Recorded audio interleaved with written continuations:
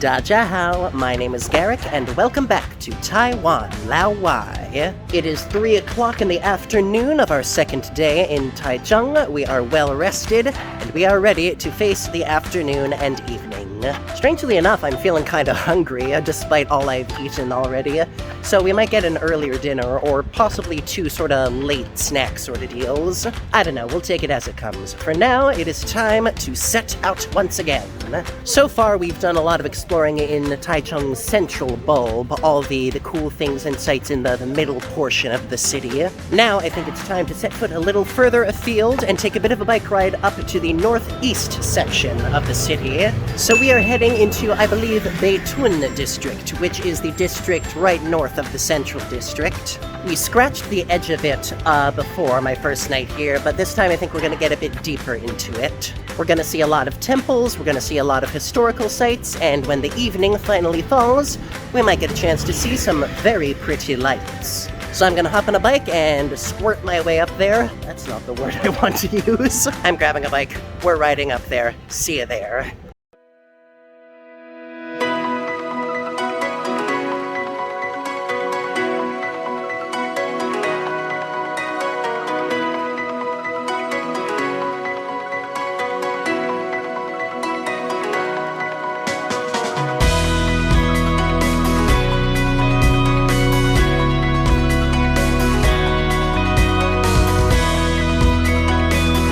It's actually getting hot. I need to take my jacket off. And I can't with this weather. It was winter this morning and now it's summer again. My god. Anyways, we are right across the street from the Taichung Confucius Temple. If you've seen my videos, you know there are lots of temples dedicated to Confucius all over Taiwan. They've all been pretty cool. I imagine this one will be as well. Even just on its own, that double gate overlooking the street is some very impressive stuff. So we're gonna peek inside, we're gonna see just how lovely it is inside. Got you there.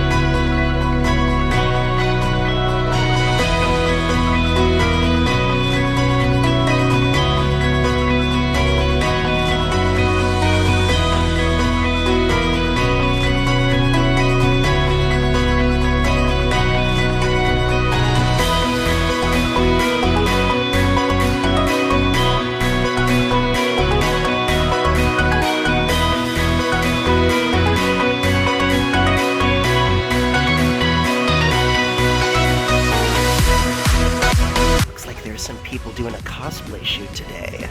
That's really cool.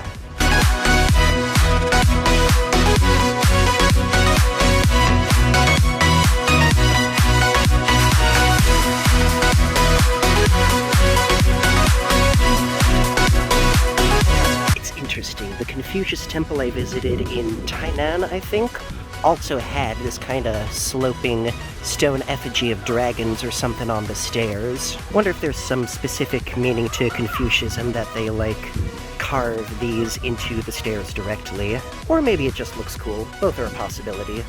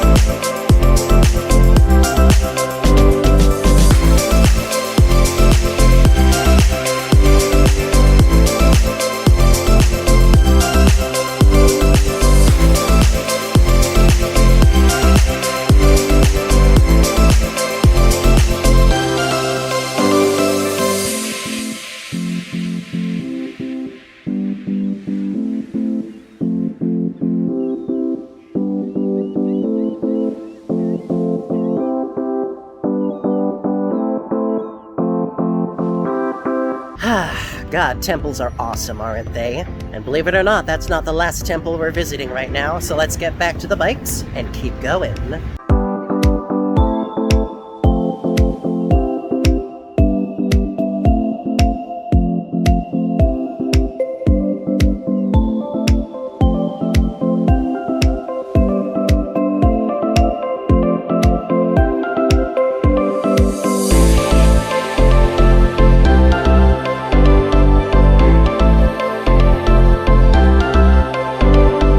It is cold again. Jacket's back on, baby. Swear to God, it's gonna keep me guessing all evening.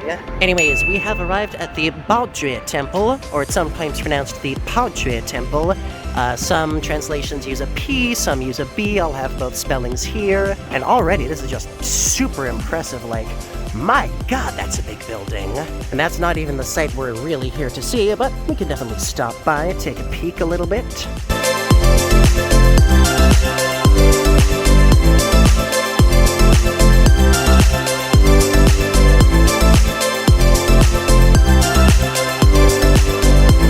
I wonder what the purpose of the double shrine is, the shrine within a shrine. I'm guessing the bigger one is probably more office buildings, since it looks a bit more modern and contemporary. Like the sarcophagus is where all the temple workers do all the administrative stuff, and that leaves this shrine free and open for worshippers to visit.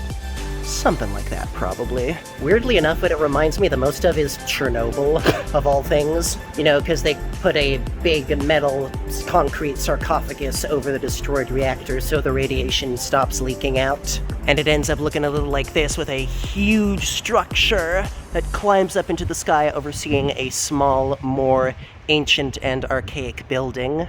I do wonder how old this original shrine is. It definitely looks like it has seen its share of wear and tear. Regardless, though, we're gonna pop into the next garden over, because the real reason we came to Baodue Temple is just across the garden. You see, this temple is famous for one thing above all else. And that one thing is a gigantic statue of Mr. Buddha himself. And there he is, Mr. Big Buddha. Hello. God, that really is enormous. You gotta wonder how hard structures like these are to carve back in, like, the hundreds of years ago when they carved them without modern construction tools. Whoever those craftsmen were, they were certainly very talented.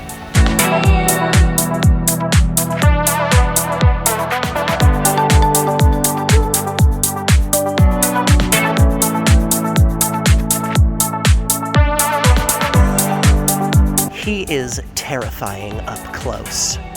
Good God. Alright, 2 temples down, more to go. I'm glad most of these places have been pretty small so far, because most of the temples in Taiwan cities close down at like 5 or 6. And it is getting to be 4 o'clock, so we do need to hustle a bit if we want to hit them all tonight. So I'm glad they're small enough that I don't have to feel rushed. I can take my time sort of savoring them bit by bit. With that said, our next destination awaits, so let's get crackin'.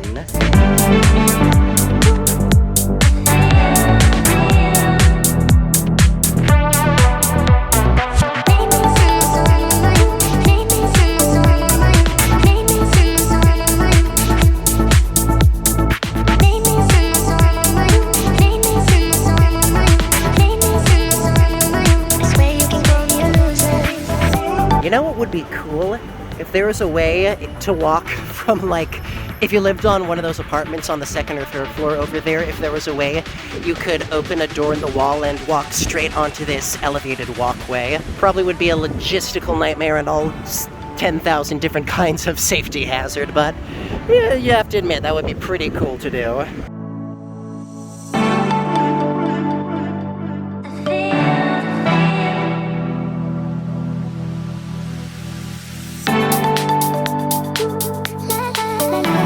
Alright folks, feast your eyes on Beitun New Village. We are definitely in Beitun district by now, and it looks like we've got a little outdoor pavilion shopping center. Now we are coming in pretty late, so some of the shops might be closed down. If I was smart about this, I would have tried to get here around like 1 or 2. But hey, we might have some extra time later in the week. So for now, let's check out what they do have.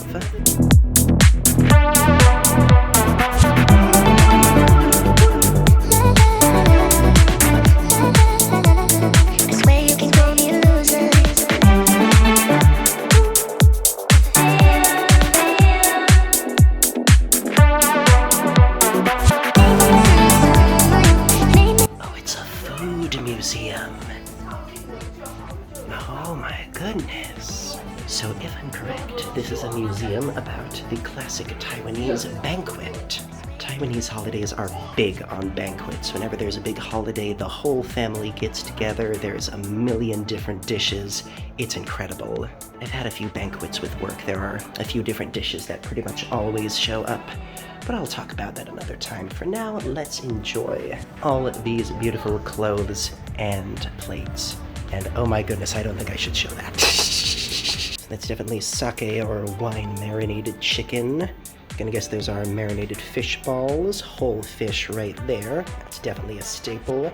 Peach buns, not sure what's in there, probably some sort of glutinous sticky rice. And all these incredible clothes, my goodness. If you ever have a chance to go to a banquet in Taiwan, there are even some restaurants that like hold banquet-style food for big parties. Definitely do it if given the chance. It is one of the best feasting experiences on the face of the earth. You know, even without knowing Chinese, I can definitely pick out what some of this stuff is about. This is all the classic spices. This looks like gelatinous pork trotter, sticky rice crab, whole fish. This is a small little museum, but it's very delightful.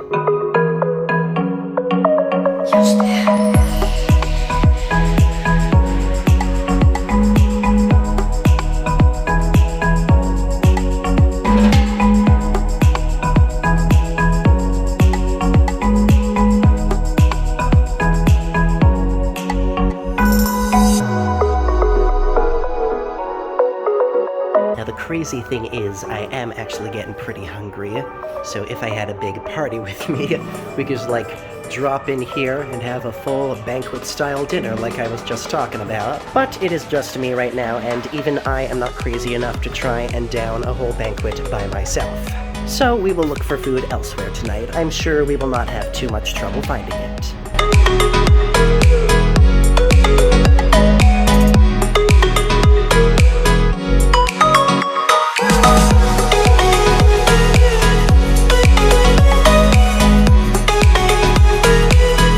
Okay, that was actually a very small little place. It was just that museum and the restaurant, pretty much. We are really getting lucky with the small little visits this video. I love it. Which is good because that means we are no longer on a time crunch. All the places we have left to visit stay open later into the evening. So I think this is a good chance to grab some grub. I spotted a place on Google Maps that looks good, but we will do our best to keep our eyes out as we bike there and make sure we don't pass anything else that looks interesting. Man, I am glad my appetite is back. See you at dinner. Ooh, sorry for the bad lighting. See you at dinner.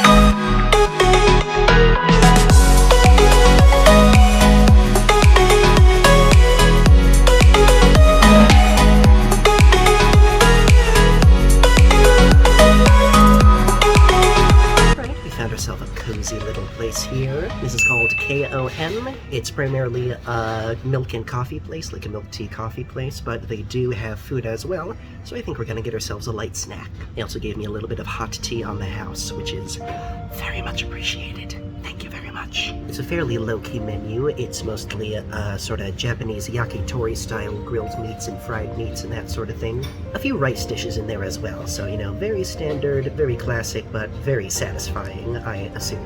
Also, I just realized that the KOM is an acronym. It stands for King of Milk, so there's that. Right, we got ourselves some hot tea because that little cup was not enough for this cold weather.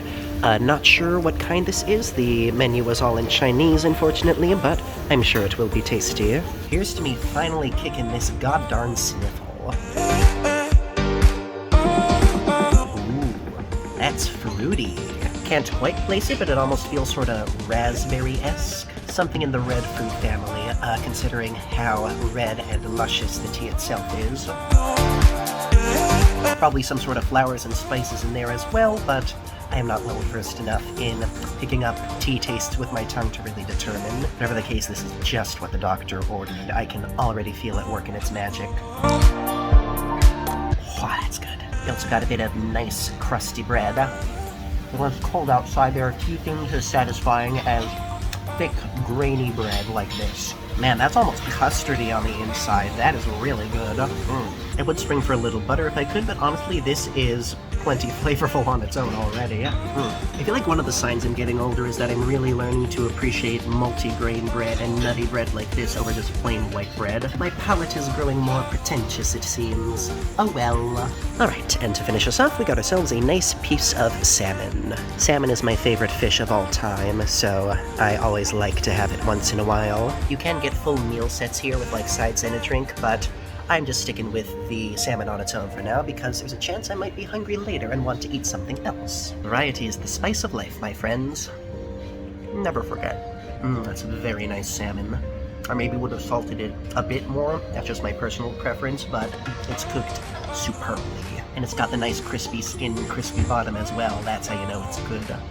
This is not the cheapest place to eat. Just for the tea and salmon and bread, my total is $3.85 NTD. It's a nice little place to pop in. Won't say it's a must-go, but if you're in the area and you're hungry, it'll do you well. I think that's going to be a good place to end this video. I'm going to take my time, enjoy my dinner out of the cold, and we're going to step back into the night. Because it probably will be night at that point. The sun goes down super early in Taiwan. We've still got a few more places to hit before we head home. Let's hope the night's good. So once again, thank you all for joining me at Taiwan Lao Wai. Be sure to like, comment, subscribe, smash the bell, share with your friends, all that good stuff. And as always, I will see you next time. Zaijian.